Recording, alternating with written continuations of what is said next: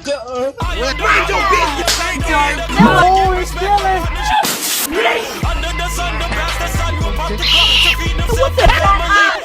I have been holding on to this for 5 years, and I think now is the perfect time to tell this. But I can't tell this story without giving you some background. You know, growing up as an 06 baby, of course I lived through the 2010s, and the 2010s was filled with Vine compilations. I watched a lot of Viners, specifically Thomas Sandler, Kenny Cox, Beach on Mars, Dope Island, Heartstop Lucas, David Lopez, Mighty Duck. Just a little tangent on Mighty Duck. If you go back and watch his pranks, if he did these things in modern day, he would probably get a lot of backlash for it. This TikToker, Mighty Duck, has been done very countless bad things, like harassment and also accusing people of stealing.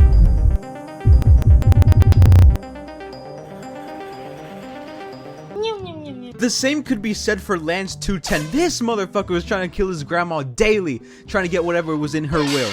I looked up to Viners. I wanted to be a Viner, alright? But I was like 7 to 8 years old. No. But then 2016, the year everyone romanticizes, and I can too. Because Pokemon Go was out and people were going out to catch Pokemon, dying in the process. It was lit. And in order to play Pokemon Go, my dad gave me an iPhone 5C, one of the best iPhones in my opinion. Man, going out there playing Pokemon Go, walking around with the threat of a killer clown trying to get you, that was the shit. So much so I forgot about downloading Vine. And I remembered I wanted to download Vine when I saw a video of people talking about Vine dying. Swoozy made a really good video talking about why Vine really died, and it was because of money. Everything boils down to money. To give you the SparkNotes version of what Swoozy was talking about, alright, here we go. Viners basically did all these 6-second jokes for free. And then a nameless Viner, we don't know, just wrote up a contract and said, hey Vine, I want $1 million because I see all these YouTubers, they're making a lot of money being on their platform, I want $1 million. And then other Viners saw this contract and said, you know what, I want a piece of that pie, I want $1 million. And it went going up and up and up, until Vine said, hey, we're gonna discuss this at a party. And at the party, it was a very expensive balcony party, and at that party Vine said, hey, we don't got enough money to give you guys a contract, we're sorry. And people realized, hey, this party probably cost them $1 million. They couldn't split it among all of us. Let's quit Vine for a month. And so they go on strike, and after a month, Vine died. By the way, that nameless YouTuber that was with Alex Wasabi, that Logan Paul talked to, I'm pretty sure that was Guava Juice. I mean, Alex Wasabi and Guava Juice, they were together at the time, so you can't hide nothing from me, Susie. I'm intelligent. I got a degree. I wanna be. It's crazy to think that Vine only existed for 3 years, 2013 to 2016, and the cultural impact it made on us. The amount of genius and ingenuity. I'm not good with vocab. What I'm saying is you had to be smart to make a joke, deliver the punchline, and all in the span of 6 seconds was incredible. The reason I'm talking about this now is because DeVine. DeVine wants to be the revival of Vine, having all the original files of Vine, bringing back that nostalgic feeling of people who used Vine. And also, one of the bigger heavy hitters that I'm actually on board with, no AI. This is being led by the co-founder of Twitter, Jack Dorsey. Tight little man. Now, with even the original files of most of the Vines and no AI rule, do I think the Vine's gonna work? No, because this isn't the first time Vine's been tried to revive. Because no one remembers Byte. On January 24th, 2020, Dom Hoffman, the co-founder of Vine, created Byte. Byte was created to compete with TikTok because TikTok was, well, it was TikTok at the time, and so you gotta know. And I hated TikTok, not as much as I hate it now because TikTok is more, I don't know, it's more ingrained, or maybe I'm just more desensitized because I don't give a fuck. Don't care. The thing is, I loved Byte, but I would make comedy skits, and how Byte worked, instead of 60-second videos on TikTok, and instead of 6 seconds on Vine, we got 7 seconds on Byte. That 1 extra second was so crucial. There would be times where I would have only a second to deliver the punchline, and I would deliver it well. What the hell? They stole my whole house. I can't bear to react to my old Byte videos, but I will unlist the video and put it out publicly for you. I remember just being in my grandma's room trying to get inspiration. Oh, what's the sketch gonna be? Ooh, what should I do? Oh, I remember doing all my skits in this stupid red shirt. Even if I did the whole video like perfectly in a gray shirt, I would have to delete it and do it over again in a red shirt because, you know, that's what I was kind of known for on there. And I would generally do it just for fun. But what made Byte a lot more fun was the UI. Showing you archived footage of the UI, you might not see it's special, but once you press that search button, you saw nothing but beauty. Videos were sorted in their own category. So if you want to make comedy videos, you would put them in the comedy section. If you want to make bird videos, you put them in the bird section. If you wanted to make weird videos, you could do that. You would of course have the trending, the search, but it all looked nice, modern, and yet it looked so friendly and whimsical. You could customize your own channel banner. You could customize the app logo. I loved how Byte was so non-competitive compared to TikTok, because you had these like, who were the TikTokers that were like beefing like, I'm the most popular girl on TikTok, and now since I lost 1 follower, I will be crying on the floor publicly. Well, of course there was a comment section, and you could see the amount of likes each post got. You couldn't see anyone else's followers. You could see your own followers. I think the maximum that I got was 150. The only archived one I got was 90 followers. I might have gotten 100. Byte was a beautiful app. And to better talk about Byte, I decided to interview Lukejtv.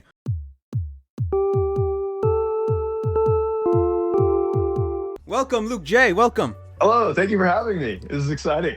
How's it feel to be interviewed? Have you ever been interviewed before? I mean, like vaguely on like my friend's podcast, but nothing like this. No, not about my YouTube or Byte or anything. Definitely not about Byte.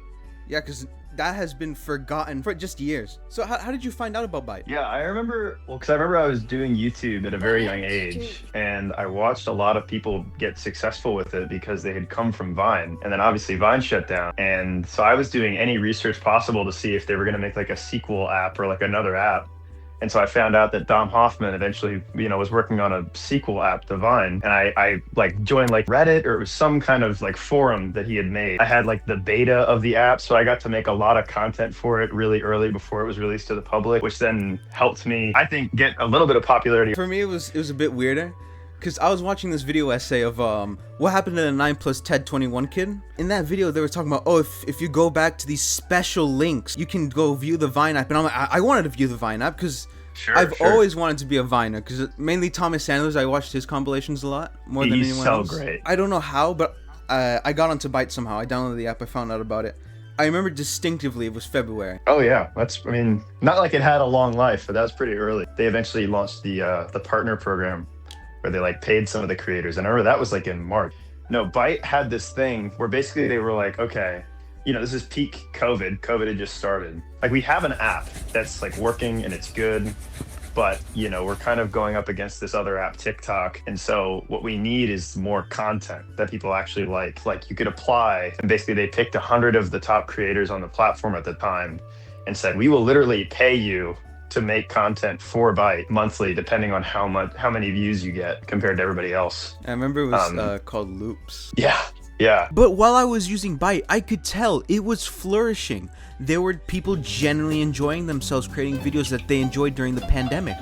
You would find popular Viners on Byte. Fuck you mean you couldn't find all the Viners to be able to get an interview on them, like today? I wasn't really paying her any particular attention until I dropped something. I think I dropped a spoon or a fork, and... I don't want to hear any of your excuses, alright? Did you see any Viners on there? Like original Viners? Because I remember Mighty Duck was on there. He was like, yo guys, if you follow me, I'll follow you back. So basically, follow for follow. Yeah, oh yeah. I mean, I saw a lot of follow for follow, but in terms of original Viners, I saw a couple. I remember there was one that especially stuck out to me, Bat Dad. Bat Dad! Like, Bat Dad, I forget if he left a like or a comment on one of my videos, and I was like trying to tell everyone I knew, I'm like, Bat Dad left a comment on my video, and they're like, what are you talking about? Oh, I remember Lance 210 was on there. Yeah. He was still trying to give his grandma a heart attack to that day. Oh, Jay Versace. You remember Jay Versace? I do. I do. Yeah. I remember distinctively he was on Byte. He was laying on the bed and he was recording himself with his big nostrils out, and he was like, I see y'all doing this Byte shit. I hope it works out, but I already see how white people ruining this shit, so let's see how it goes. Whoa. He did. I'm the only one who I seem crazy without evidence, but it's true. No, I mean, I don't know. I have no reason but to believe you. But I do remember making a lot of Byte videos, getting so much support from people, and man, that just made me happy. And I thought, I'm gonna be popular. This Byte thing's gonna get me money soon, since it's still in its beta stages. I'm gonna go to events. I'm gonna be popular. Do you have any memorable moments on Byte? Because did you ever think that it was gonna take off? Like, you're gonna get paid, you're gonna get to events. Oh, you're gonna be popular. The Byte. Oh man, yeah. Because I definitely did. I had this naive idea that, oh yeah, I'm gonna get thousands of followers. Yeah, I'm gonna go to all these events. Yeah, then my YouTube's gonna kick off. Yeah, I'm gonna get a contract to get $1 million for doing nothing. No, I mean, I definitely had some minor delusions like that. Like, I try to not, get myself hooked on a promise that hasn't been given. Like, I wasn't trying to be like, Byte's gonna be everything or anything like that. But I was like, in the case that it could be, I gotta try as hard as I can, as if it will. I remember when they announced that partner program I was talking about earlier, part of it wasn't just that we were gonna pay these creators. And the reason I wanted to get into that was that more so it was like, we're gonna have an event in person, because this is right before COVID, and it's like, we're gonna fly you all out, and it's gonna be in New York at like the Casey Neistat studio. It makes you happy. It makes my mom happy. They had partnered with him to like host this event for Byte and like all this stuff, and there's gonna be merch and there's gonna be all sorts of cool stuff, and we're gonna be like one big happy family. And then it all just got shut down with COVID, and they were like, yeah, we'll just pay. Which was fine. I mean, it was good money, but it was good money for the time. I was a kid. I have been trying to make videos forever on YouTube and on Instagram, and I've never made $1. And then all of a sudden I was like, you're telling me Byte's the first ones that actually are like paying me? Like, this is awesome. Nike sponsored Byte. They had a sponsored thing when they launched where one of those little tiles in the search area had a little Nike swoosh, and it said like get moving or something, hashtag get moving or hashtag go move or something like that. I was like, oh, this is really gonna be something. I mean, they got Nike to sponsor. Byte had its own nice little community. It wasn't big, it wasn't much, but it meant a lot to me. August 6th, 2020. President of the United States, Donald Trump, announced that he wanted to ban TikTok. First time when I heard this, I thought, oh, okay, TikTok. I don't like TikTok. I realized, where the fuck are all these TikTokers gonna go? Oh, fuck. That's right. TikTokers had to move over to Byte, and they ruined it. TikTokers ruined Byte. And they said, oh, we're gonna ban TikTok. I was kind of excited for a bit. We made it. Yeah, this, in my opinion, this is kind of where it went to shit. Jeez, I know it's on short notice, but I can't have my interview in this little abandoned mall. My interviewee is in the food court, and he looks sad. I don't know. Okay, so I got a bunch of strangers in my apartment right now. Tearing up the ceiling. Shut up. It was so weird because there was such a specific culture on Byte. And then when TikTok got threatened to shut down, all these people flooded over. At first, like you were saying, this was the plan. Like, I kind of thought that TikTok, because it wasn't what it is today, I thought it would either die out or it would get banned, and that all the people that were liking that would just go to Byte. And then that happened, or at least a version of that happened. And then, like you just said, it was the worst. Like, everybody was just super, super critical. Everybody thought everyone was cringe, It's very... These two cultures yeah. clashed. What Lukejtv was saying was right. People were posting their stuff in different categories that didn't match what they were doing. On the comedy section, it would just be people like, today I went to X and Y and I did X and B. On the bird section, there was just this random lady just on the rainbow floor being like, just come and vibe with me, follow me to vibe. And it's like, what the fuck? Byte became a mess at that point. And at that point, Byte was kind of becoming more like TikTok.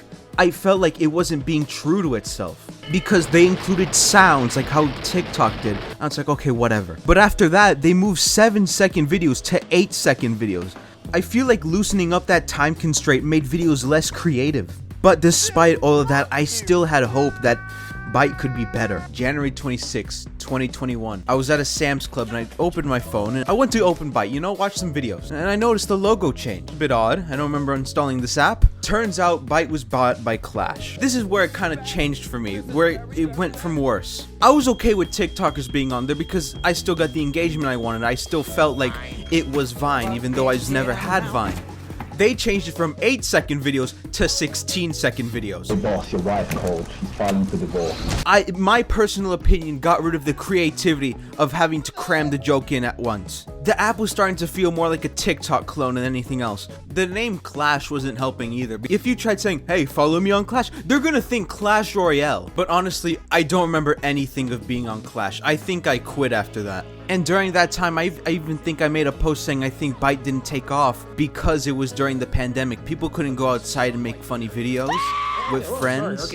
But it didn't matter because most videos during that time were just gone, deleted, as if nothing existed. I remember people talking and posting videos saying, hey, all of my old videos, they're gone. And so are mine, because I didn't think about archiving my videos. I thought Byte was gonna be there forever. 2021 is when Clash came in. By the way, Clash is the worst name. I don't remember anything from Clash. Well, I think because I noticed they were also realizing, okay, we're at the point now where we can't beat TikTok. So they tried to like, yeah, they were like, and it's so big now too because of COVID. So they're like, we got to turn it into something somewhat different. Me and Luke J remember nothing about Clash. The only things I can remember is that they ruined the UI. I don't remember what the UI looked like, but they ruined it.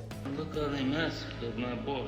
2, they made videos 1 minute, which completely got rid of the creativity. But also at that point, I just left Clash altogether. I still visited occasionally, but never completely stayed. But in 2023, Clash turned into Huddles, and they actually tackled an issue. You need money. This is gonna sound like the stupidest system you've ever heard, but here it goes. There were Huddle points, and you could gift Huddle points to creators that you like. After reaching a certain amount of Huddle points, you could then turn that into money. But in order to recharge your Huddle points to give to people, you would have to be active on the app every single day. But you lose Huddle points if you're not active on your account. Okay, so that sound fucking stupid to you? Well, yes, I disagree with ads. I don't understand why you even did this to yourself. This made you look so fucking stupid. It did sound like a better way to monetize the platform. And I can appreciate Huddle for trying something new. And after that, Huddles just shut down. I tried opening the app one time and it just wouldn't let me in. As you can clearly see with my demonstration, with my ancient technology that this camera is an Olympus, I open the app, I sign in Face ID, nothing. Let me sign in again.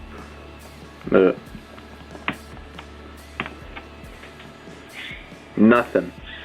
It just spits me back out. And it's kind of ironic. Vine went from 2013 to 2016, and Byte went from 2020 to 2023. 3 years. And Byte just didn't make the culture impact that Vine did. No one made compilations. People said it was just TikTok humor but shorter, and I can see it because Vine was a different time. Vine was dead and buried. I made a speech during a class saying the dangers of nostalgia, just looking back, and you can really tell looking back is just sad. You can try and relive the past all you want, but you're just not gonna find it. Because if you want to be just like Vine, you're gonna fall into the same mistakes as Vine did. That's why I think DeVine isn't gonna work. Do I hope I'm wrong?